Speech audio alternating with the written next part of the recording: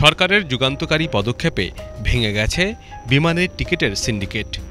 Root বিবেচনায় ভাড়া কমেছে ৭০% পর্যন্ত।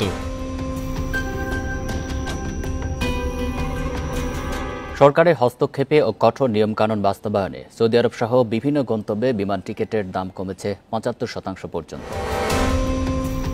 সফলতা ধরে রাখতে কঠোরভাবে নির্দেশনা বাস্তবায়ন ও ধারাবাহিক নজরদারির উপর জোর দিয়েছেন সংশ্লিষ্টরা।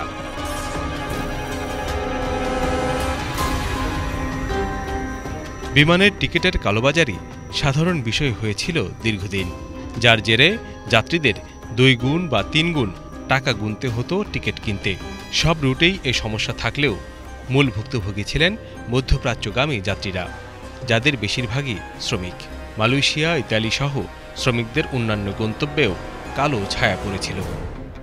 সমস্যা সমাধানে ১১ ফেব্রুয়ারি ১০ দফা নির্দেশনা জারি করে সরকার। দ্রুতই সুফল আসে তার। সৌদি আরব যাওয়ার জন্য একটা টিকিট, নর্মাল টিকিটের দাম হলো ৩০, ৩৫, ৪০, ৪৫ হাজার টাকা পর্যন্ত।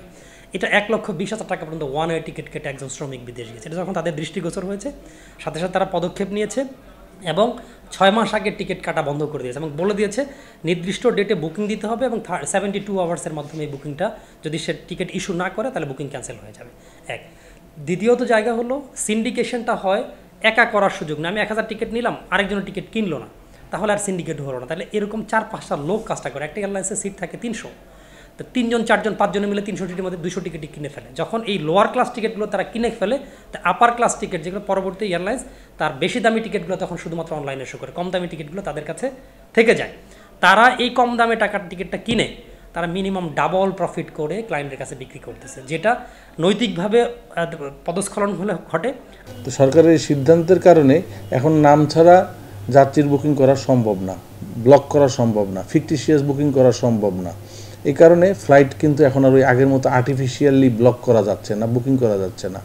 এই কারণে ফ্লাইট যখন ওপেন থাকে তখন এয়ারলাইন্সদের মধ্যে একটা কম্পিটিশন থাকে যে কার আগে তার ফ্লাইটটা ফুল করবে। তখন তারা কিন্তু ভাড়া একজনের থেকে আরেকজন কমাইতে থাকে। এখনও কিন্তু তাই হয়েছে, যাত্রীর সংখ্যাও কিছুটা কম, বুকিংও যেহেতু ফিকটিশিয়াস বুকিং নাই, সেক্ষেত্রে জেনুইন পাসপোর্টধারী যারা আছেন, ভিসা যাদের আছে, তাদের বুকিংগুলোই হচ্ছে এবং তারা এই টিকিটগুলো পাচ্ছে। সেক্ষেত্রে কম দামেই এখন টিকিটগুলো পাচ্ছে। যার জন্য টিকিট ইস্যু কেবল সেই ফ্লাই করতে পারে, অন্য কেউ তার ফ্লাই করতে পারছে না। আমার কাছে ৫০০ টিকিট আছে, ইট ডাজন্ট মিন আমি ৫০০ টিকিট বুক দিতে পারবো। আমি সোলাইমান বুক দিলাম হলো আব্দুল করিমের পাসপোর্ট দিয়ে, তা আমি তো ফ্লাই করতে পারবো না। যার কারণে যে ব্যক্তি ফ্লাই করবে তার পাসপোর্ট দিয়ে তাকে সিট বুকিং করতে হবে। তবে এখনও এসব নির্দেশনা বাস্তবায়ন পুরোপুরি হচ্ছে না। আবার অপচেষ্টা আছে নানা ফাঁক ফোকর গলিয়ে অনিয়ম চালিয়ে যাওয়ার।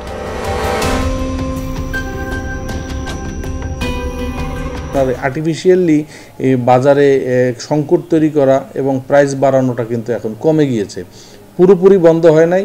সকল এয়ারলাইন্সও এটা এখনও মেনে চলে নাই, কিছু কিছু এজেন্সিও এটা এখনও মানতেছে না। সেই বিষয়ে সরকারকে দৃষ্টি দিতে হবে। এইখানে আইন সবার জন্য সমান এবং সমানভাবেই প্রয়োগ করতে হবে। আমরা কেউ মানলাম কিন্তু অন্যরা মানলো না, তারা ব্যবসা করে গেল, তখন কিন্তু মার্কেটটা ইমব্যালেন্স থাকে। ওই যেইখানে গ্রুপ টিকিটের নামে কম দামে টিকিট পাওয়া যাবে বা টিকিটের নিশ্চয়তা থাকবে নির্দিষ্ট তারিখে, সেইখানেই কিন্তু মানুষজন যাবে বুকিং করার জন্য। সেক্ষেত্রে এই বিষয়টা সকল এজেন্সি, সকল এয়ারলাইন্সের উপরে সমানভাবে প্রয়োগ করার জন্য আমরা সরকারের কাছে অনুরোধ জানাবো। ঈদের পর যাত্রী চাপ আবার বাড়বে, তখন আবার যেন কারসাজি না হয় সে ব্যবস্থা এখনই নিতে হবে বলে মত সংশ্লিষ্টদের।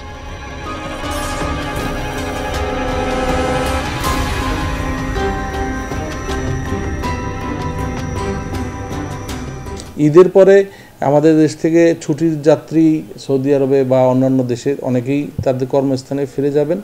সেক্ষেত্রে ঈদের পরে একটা চাপ থাকে। এইটাকে কেন্দ্র করে যাতে টিকিটের দাম আবার পুনরায় বাড়ানোর চেষ্টা না করে কেউ, যদি কেউ চেষ্টা করে সেটাও যাতে বন্ধ করা হয়, সেই দিকেও আমরা দৃষ্টি দেওয়ার জন্য সরকারের কাছে অনুরোধ জানাবো। যেসব এজেন্সিগুলো ভুয়া বুকিংও দিচ্ছে, আমার পাসপোর্ট আমার নামে বুকিং, আমি ফ্লাই করবো না বাট আরেকজন ফ্লাই করবে, এরকম চিন্তা করেও যারা বুকিং দিচ্ছে, তাদের বুকিংগুলো ধরার জন্য একটা সফটওয়্যার বা তাদের জন্য একটা সিস্টেম তৈরি করতে হবে, যাতে করে এই ফেক বুকিংগুলো না দেওয়া যায়। এবং অবশ্যই ফলো করতে হবে যে 3 দিনের মধ্যে নিশ্চিত তাকে টিকিট ইস্যু করে ফেলতে হবে, যাতে কোনোভাবেই সেটা লিঙ্গার করতে না পারে। এবং একটা ব্যক্তি একাধিক বুকিং যাতে না দিতে পারে, একটা বুকিং দিয়েছে সেই বুকিংয়ের মাধ্যমে টিকিট ইস্যু করবে, এই জাতীয় জায়গা যদি আপ টু ডেট করা যায় তাহলে পরবর্তীতে এই প্রতারণার জায়গাটা এড়ানো সম্ভব। সরকারের পদক্ষেপে একটি প্রতিযোগিতামূলক সুস্থ বাজার পরিস্থিতি তৈরি হয়েছে, যাতে মাঝারি থেকে ছোট প্রতিষ্ঠানগুলো সমান সুযোগে ব্যবসা করতে পারছে।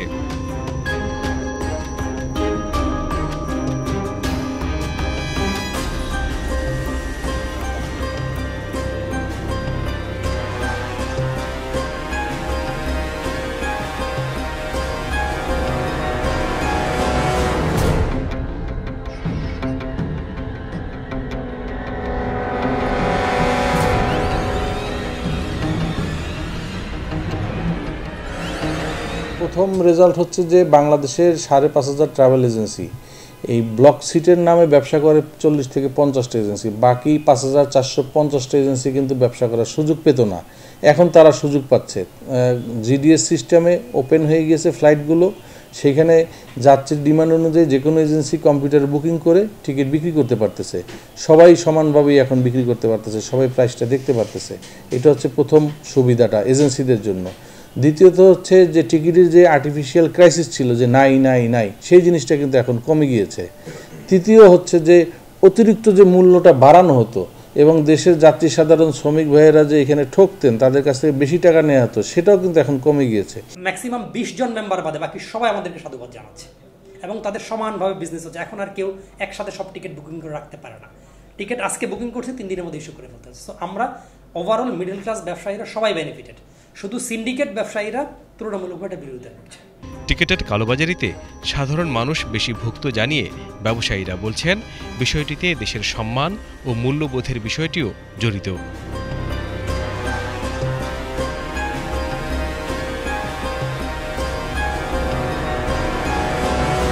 ট্রাভেল এজেন্সি বিজনেসের ক্ষেত্রে মূলত আমরা কমিশন বেস বিজনেস করে থাকি। যে দামেই টিকিট বিক্রি করি না কেন তার থেকে আমরা 7% হারে বা একটা নির্দিষ্ট পার্সেন্ট হারে কমিশন আমরা পেয়ে থাকি। সো টিকিটের দাম যত কম হবে আমাদের কমিশন মার্জিন তত কম হয়, বাট এটা আমাদের মূল বিষয় না। মূল বিষয় হলো বাংলাদেশ থেকে একটা জনশক্তি যাওয়ার জন্য তাকে যতটা কম টাকায় বিদেশ পাঠাতে পারি, এটা আমাদের জন্য বেশি দরকার। এটা হলো আমার মূল্যবোধ, আমাদের এই মূল্যবোধটাকে তৈরি করতে হবে। এই মূল্যবোধের অভাব রয়েছে বাংলাদেশে। আর এই জিনিসটা করার পর থেকেই যে জিনিসটা বেশি তৈরি হয়েছে সেটা হলো মানুষের মাঝে অ্যাওয়ারনেস তৈরি হয়েছে এবং জনগণ এবং সাধারণ যাত্রী যারা তারা এটাকে খুব পজিটিভলি দেখতেছে এবং তারা এটাকে সাধুবাদ জানিয়েছে। বাট অসাধু ব্যবসায়ী যারা তারা এটাকে খুব নেগেটিভ, সিন্ডিকেশন যারা করে তারা নেগেটিভ দেখতেছে। এসব অনিয়মের সঙ্গে জড়িতদের খুঁজে বের করতে সরকার তদন্ত করছে। দোষীদের শাস্তি নিশ্চিত হবে এমন প্রত্যাশা জেগেছে সরকারের ভূমিকায়। আর দৃষ্টান্তমূলক শাস্তি দেয়া গেলে তা অন্যান্য ব্যবসা খাতেই অনুকরণীয় নজির সৃষ্টি করবে। মানুষ আস্থা পাবে, অসাধু সিন্ডিকেট যতই শক্তিশালী হোক তা ভাঙা সম্ভব।